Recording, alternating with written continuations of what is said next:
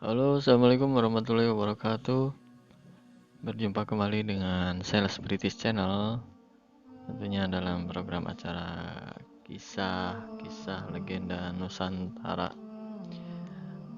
Oke, buat para pendengar setia Sales British Channel dimanapun Anda berada, mudah-mudahan kita semua selalu berada dalam lindungan Allah Subhanahu Wa Taala. Amin. Dan langsung saja kita akan bawakan sebuah cerita legenda. Kali ini yang akan kita bahas adalah sosok Syekh Haji Abdul Muhyi. Mungkin buat para yang suka jaro atau buat kaum muslimin di Tatar Sunda khususnya, mungkin sudah tidak asing lagi dengan sosok yang satu ini. Beliau adalah seorang ulama besar yang ada di daerah Pasundan ya. Oke, tanpa banyak basa-basi lagi, langsung saja kita simak ceritanya. Selamat mendengarkan. Konon, ada seorang wali di Pamijahan yang berjasa menyebarkan agama Islam di Jawa Barat. Namanya adalah Syekh Haji Abdul Muhyi, putra Lebay Wartakusuma, keturunan Galuh. Ibunya Tangan Ziyah, keturunan Nabi Muhammad SAW. Sejak kecil, ia telah mendapat didikan agama dari orang tuanya. Mula-mula Abdul Muhyi tinggal di Mataram, kemudian pindah ke Ampel, Gresik. Ketika berusia 19 tahun, Abdul Muhyi ingin berguru ke Kuala Aceh pada Syekh Abdul Rauf. Ayah ibunya mendukung keinginannya. Kemudian berangkatlah Abdul Muhyi dan kawan-kawannya untuk mesantren di Kuala Aceh. Mereka tinggal di sana kurang lebih 8 tahun. Di akhir belajarnya, Abdul Muhyi diajak ke Baghdad, sekalian jarah ke makam Syekh Abdul Qadir Jailani. Di sana ia belajar lagi dalam asuhan ulama-ulama yang ada di Baghdad. Dalam sebuah kesempatan, Abdul Muhyi dan gurunya Syekh Abdul Rauf berziarah ke makam Syekh Abdul Qadir Jailani. Selanjutnya, mereka pergi ke Mekah untuk menunaikan ibadah haji. Ketika berada di Masjidil Haram, ada pancaran cahaya yang mengenai wajah Abdul Muhyi. Sang guru yang kebetulan melihat hal itu merasa gembira. Itu adalah pertanda kewalian bagi Abdul Muhyi. Selesai ibadah haji, mereka pun pulang ke Kuala Aceh. Sang guru berbisik pada Abdul Muhyi bahwa kini ia berhak mendapat gelar wali, dan gelarnya menjadi Syekh Haji Abdul Muhyi. Sang guru juga menyarankan muridnya agar mencari tempat untuk berdakwah. Setelah itu, sang guru menikahkannya dengan Ayunakta, putri dari dalam Singaparna. Sesuai menikah, pasangan ini minta izin untuk membuka pesantren. Tempat itu harus memenuhi syarat, yakni bila tanahnya ditanami padi, hasilnya sama dengan benih yang ditebar. Dan di dekatnya ada sebuah goa. Disitulah Syekh Abdul Muhyi harus mendirikan pesantren. Mula-mula mereka pergi ke Kuningan, tepatnya di daerah Dharma. Di sini Syekh Abdul Muhyi menetap dan membuat pesantren. Tapi tak terasa 7 tahun berlalu. Di sini ia mencoba menanam padi, namun hasilnya melimpah. Artinya bukan tempat ini yang dimaksud. Ia lalu berpindah tempat kembali, sampai akhirnya tiba di Pamengpeuk, Pangandaran. Mulailah Syekh Abdul Muhyi berdakwah dan mendirikan pesantren di sini. Lambat laun penduduk yang menganut ajaran Hindu memeluk Islam. Setelah 1 tahun, seluruh penduduk Pamengpeuk masuk agama Islam. Pada saat yang sama, ayahandanya Lebewarta Kusuma wafat dan dimakamkan di Kampung Dukuh, daerah Pamengpeuk. Kini Syekh Abdul Muhyi meneruskan perjalanannya dan menyerahkan pesantren pada murid-muridnya. Sampailah Syekh Abdul Muhyi dan keluarganya di Batuwangi. Di sini Syekh Abdul Muhyi tetap berdakwah seperti yang dilakukannya di Tenda Ulu, sehingga makin banyaklah orang yang masuk agama Islam. Sesampainya di Batuwangi, perjalanan pun berlanjut kembali hingga mereka tiba di Lebak Siuh. Di daerah itu perjuangan dakwah lebih berat, tapi Syekh Abdul Muhyi tetap bersemangat memperjuangkan kebenaran agama Islam. Banyak jagoan yang tidak mau masuk Islam kala itu, namun berkat kesabaran dan keteguhan Abdul Muhyi, para jagoan atau jawara itu akhirnya masuk Islam. Dari Lebak Siuh, perjalanannya kembali diteruskan ke daerah Cilembu. Di situ ada bukit yang menarik hati. Di lembah tersebut, Syekh Muhyi bermunajat.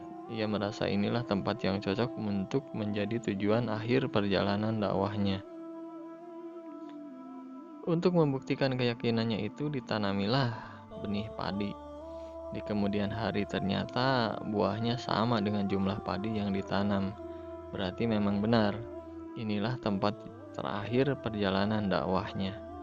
Di sini ia menemukan gua yang selama ini dicarinya. Sebuah gua di Gunung Mujarod. Hari-hari berikutnya, Syekh Abdul Muhyi mengajak keluarga dan para santrinya bermukim di gua tersebut. Gua itu selanjutnya disebut Gua Pamijahan. Syekh Abdul Muhyi menggunakan sistem pengajaran yang dicontohkan Rasulullah. Ia mengajar dengan penuh kesabaran, penuh kelembutan, dan toleransi. Hal ini membuat banyak orang yang tinggal di sekitar Pamijahan beralih memeluk agama Islam. Setelah berhasil di Gua Pamijahan, sang syekh meluaskan kembali wilayah dakwahnya dengan berkelana ke Kampung Bojong, yang kemudian berubah nama menjadi Kampung Bangkok. Ia tidak menetap terus-menerus di sini. Ia pun sering pulang ke Pamijahan.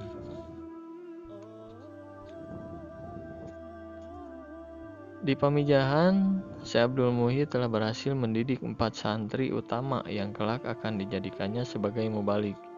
Santri-santri tersebut dipersilahkan untuk menyiarkan agama Islam ke daerah selatan. Cahaya Islam pun dengan cepat memancar ke seluruh priangan. Para santri terus bergerak sehingga Islam masuk ke Sukapura, Tasikmalaya, bahkan sampai Ciamis, bekas kerajaan Galuh. Kemudian para santri berdakwah ke Bale Endah, Bandung, dan Cianjur. Hubungan Syekh Abdul Muhyi dengan raja-raja pun sangat baik. Antara lain dengan Sultan Mataram, ia sangat tertarik melihat perjuangan Syekh Abdul Muhyi. Sultan Mataram pun mengundang Syekh Abdul Muhyi ke Mataram untuk mengajarkan ilmu-ilmu keislaman bagi putra-putri beliau. Atas jasa beliau, Pamijahan dinyatakan menjadi daerah merdeka. Pamijahan tak perlu membayar pajak ke Mataram. Hanya saja masa merdeka itu tidak lama. Ini disebabkan kedatangan Belanda di Pulau Jawa di bagian selatan hingga menyinggung daerah Tasikmalaya. Mendengar bahwa Syekh Abdul Muhyi berkuasa di Pamijahan, Belanda pun mengancam agar Syekh Abdul Muhyi dan masyarakat sekitar tunduk pada Belanda, serta memberikan upeti setiap tahunnya pada Belanda. Dengan berani, Syekh Abdul Muhyi menolak tuntutan tersebut. Belanda marah dan mengirim pasukan kecil untuk menangkap Syekh Abdul Muhyi. Tetapi mereka selalu mengalami kegagalan, karena setiap mau ditangkap, tubuh sang syekh lenyap tak tahu kemana. Begitu pula bila mereka mau masuk ke Gua Pamijahan, mendadak gua itu seperti mempunyai penutup, sehingga tak tampak dari luar. Akhirnya mereka pun balik ke Tasikmalaya dengan tangan kosong. Padahal sang syekh dan keluarganya masih ada di tempat itu dan tidak kemana-mana. Dengan kejadian tersebut, gangguan dari pihak Belanda berkurang. Syekh Abdul Muhyi sangat suka berjalan-jalan. Terkadang ia berjalan-jalan di pinggir sungai melihat orang-orang memancing. Saat itu ia melihat seorang pemancing. Dia mendekat dan menanyakan hasil pancingannya. Ternyata ia belum mendapatkan seekor ikan pun. Syekh Abdul Muhyi merasa kasihan. Ia membantu nelayan itu. Setelah dibantu oleh Syekh, hasil pancingan menjadi luar biasa. Syekh pun memberi nasihat. Jika ingin mendapat rezeki yang banyak, ia harus memulai pekerjaannya dengan membaca bismillah. Nelayan itu sungguh kagum dengan kehebatan Syekh Abdul Muhyi. Ia pun memutuskan untuk masuk Islam dan meniru cara-cara sang Syekh. Dakwah pun berkembang terus. Para guru atau wali yang setingkat Syekh Abdul Muhyi pada zamannya adalah Syekh Maulana Mansur dari Banten, kemudian Syekh Jafar Shiddiq dari Cibiuk, Limbangan, Garut. Ketiganya saling membantu dalam berdakwah sehingga orang-orang pun berduyun-duyun masuk agama Islam. Sang Syekh selalu memberikan nasihat kepada anak istri serta para santrinya. Di antaranya mereka harus bertakwa kepada Allah, mereka harus berbakti kepada kedua orang tua yang telah melahirkan dan membesarkan mereka dengan kasih sayang. Juga harus memuliakan tamu yang datang.